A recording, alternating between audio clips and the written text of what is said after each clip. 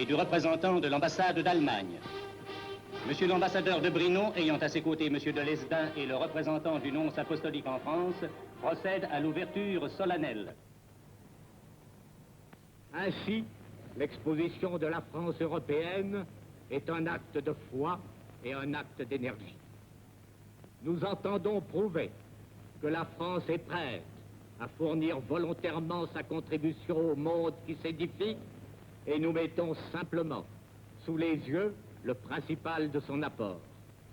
Par une ordonnance schématique, nous engageons le visiteur à réfléchir et nous lui proposons des conclusions, certains qu'il n'en existe pas d'autres que la participation complète et loyale à la construction de l'édifice futur. Permettez-moi de souhaiter que cette exposition inspire aux étrangers de justes jugements sur notre pays, en même temps qu'elle procurera aux Français, avec des motifs de mieux comprendre, de solides raisons d'espérer.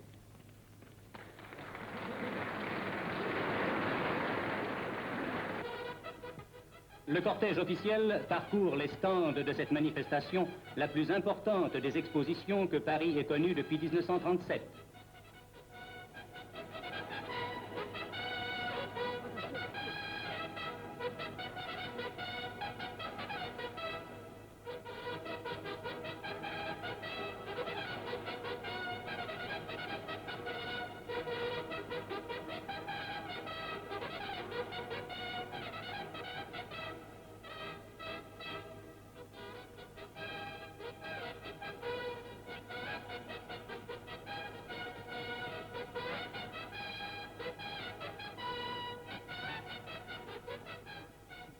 Oui, à cette époque, Jacques Doriot et les fascistes français sont vraiment fascinés par les victoires de l'Allemagne. Et là, Jacques Doriot se vante de la qualité de son diagnostic et on ne donne pas pour lui, heureusement, la fin de son discours où il ne cesse de dire que l'Amérique, il ne faut pas la craindre car c'est un colosse aux pieds d'argile. En Allemagne, l'assistance publique nationale socialiste veille sur la santé des jeunes enfants. Des cliniques dentaires ambulantes visitent les écoles des pays dépourvus de dentistes.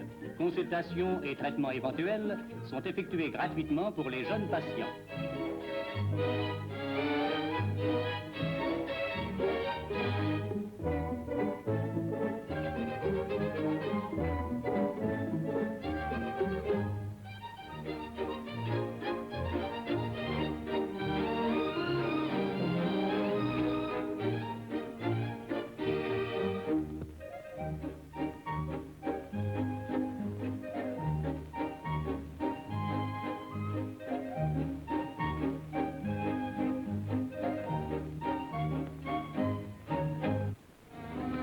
Ceci n'est pas ce que vous croyez. Hier encore, ces vedettes de l'écran étaient admirées par le monde entier. Mais la célébrité est chose bien passagère. Les vieux films sont aujourd'hui déchiquetés, puis trempés dans des bains chimiques afin d'être débarrassés de leurs images.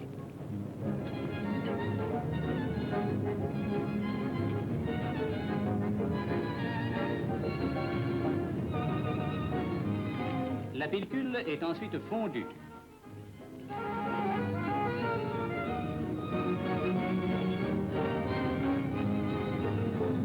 Et maintenant, la vedette de l'écran, qui fut jadis, madame, votre préférée, servira à vous vernir les ongles. Mais oui, vous l'ignorez peut-être, les vieux films servent à fabriquer le vernis à ongles. Mais ce n'est pas tout. Les restes des films vont subir une nouvelle transformation et deviendront bouillis et bientôt cirage.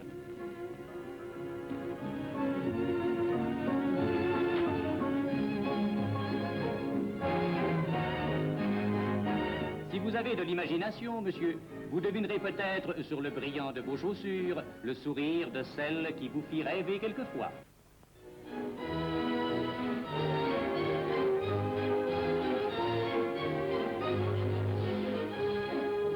À défaut de toile, l'ersatz est à l'ordre du jour et ce peintre montmartrois emploie le dos des charmantes girls de Tabarin.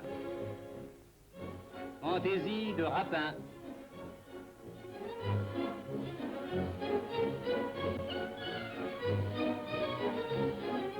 Et le public, un peu stupéfait, on le serait à moins, assiste à la présentation de ces tableaux inattendus, nés de l'imagination d'un artiste quelque peu fantasque.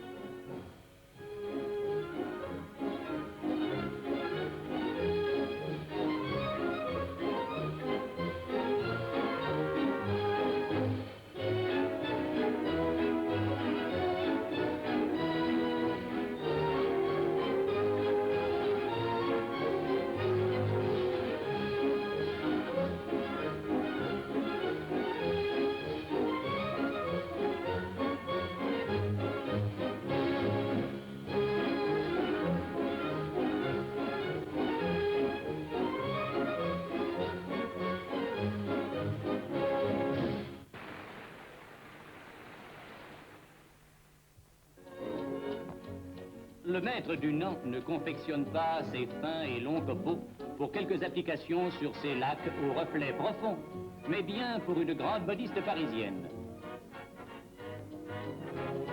En effet, Agnès crée aujourd'hui de charmants modèles en copeaux de bois. Calottes de bois tressées ornées de copeaux vernissés.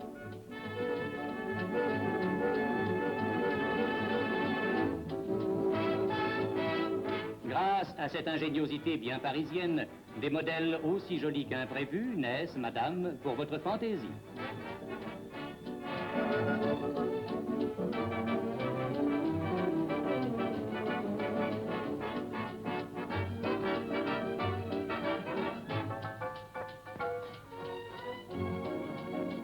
Ces petits copeaux collés sur paillasson donneront un chapeau au ton chatoyant qui soulignera votre éclat.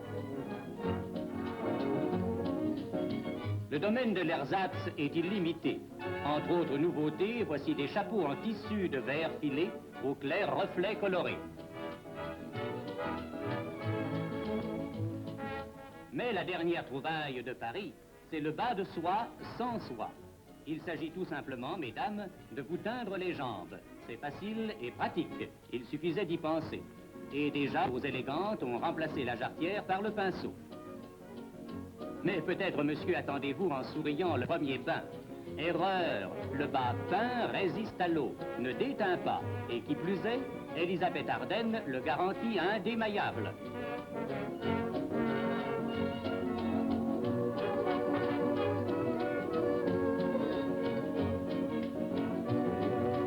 Hélas, un geste très parisien que l'on ne verra plus. Par contre, la toilette de madame va s'enrichir d'un accessoire nouveau. À propos, monsieur, pourquoi ne ferions-nous pas nos chaussettes au ripolin?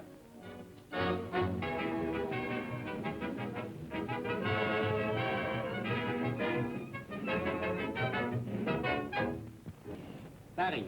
Les artistes et l'orchestre au complet du Grand Opéra de Berlin arrivent à Paris où, on le sait, ils ont donné plusieurs représentations qui remportèrent un vif succès.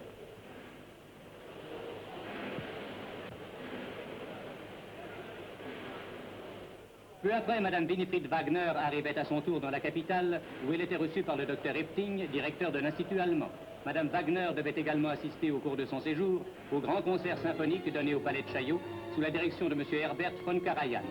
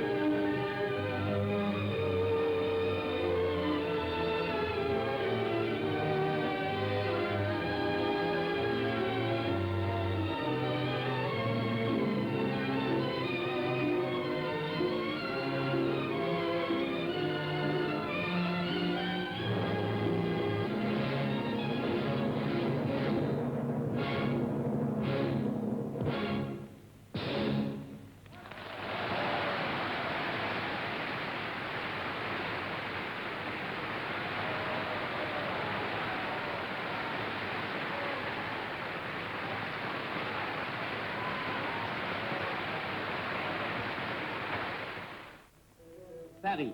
La célèbre vedette de l'écran, Zara Leander, est venue visiter la capitale.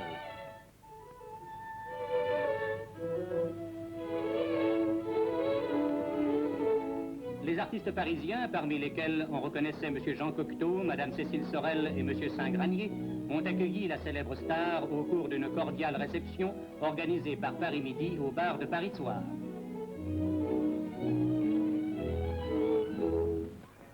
Oui, ces images de Paris s'amuse, c'est quelque chose de tragique parce qu'on ne nous dit pas l'envers du décor.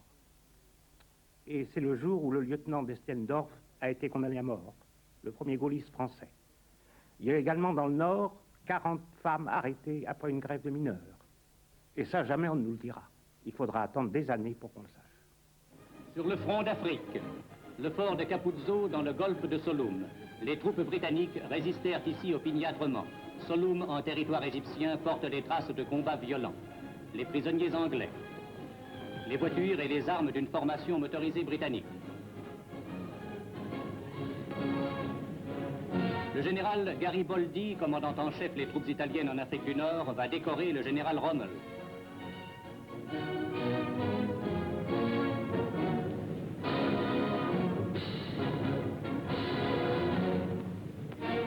Sur un aérodrome de campagne créé dans le désert, les photographies prises par les avions de reconnaissance sont minutieusement étudiées avant l'engagement de l'aviation.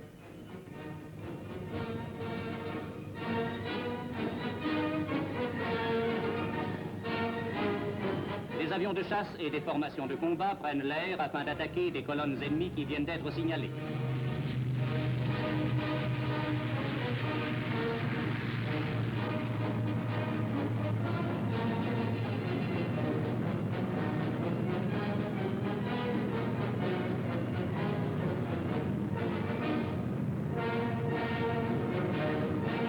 Les appareils allemands mitraillent et bombardent des chars blindés britanniques.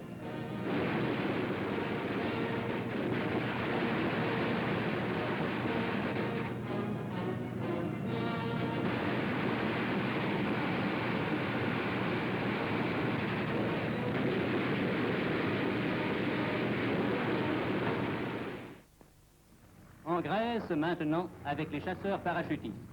Ainsi que l'a annoncé le communiqué du haut commandement allemand, l'isthme de Corinthe a été enlevé peu avant la fin des opérations au cours d'une attaque audacieuse effectuée par les unités parachutistes du Reich.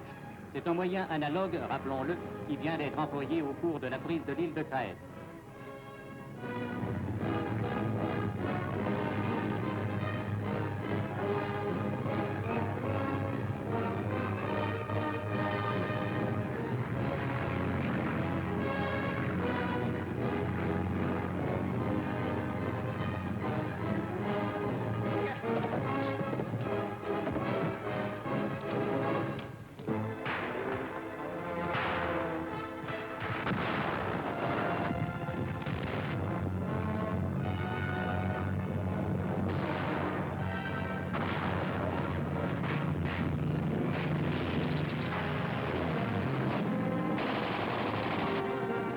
Le pont du canal est occupé et la rive opposée est bientôt prise d'assaut.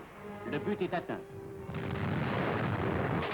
Le pont devait sauter quelques instants plus tard.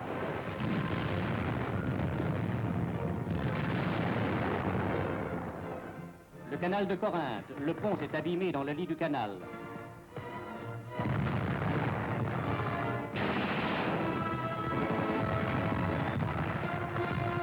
Luttant contre un ennemi opiniâtre, les chasseurs parachutistes avancent peu à peu.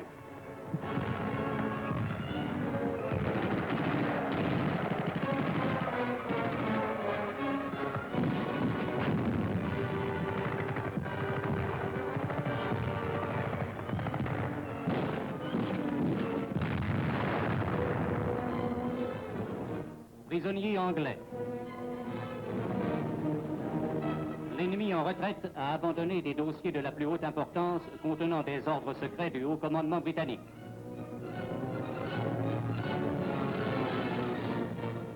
Les armes prises à l'ennemi.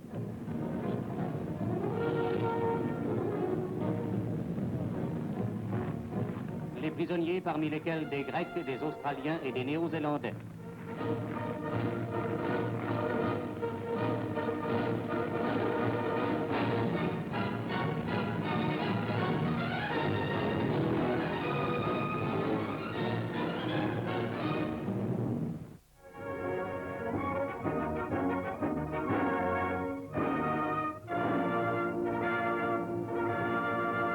Professeur Fujimori, vous venez de voir ces actualités françaises de la zone occupée, et puis avant les japonaises. Quelle est votre réaction globale? Ce qui nous frappe, ce sont les points communs qui se retrouvent dans ces deux séries très différentes de films d'actualité qui ont été des films de propagande.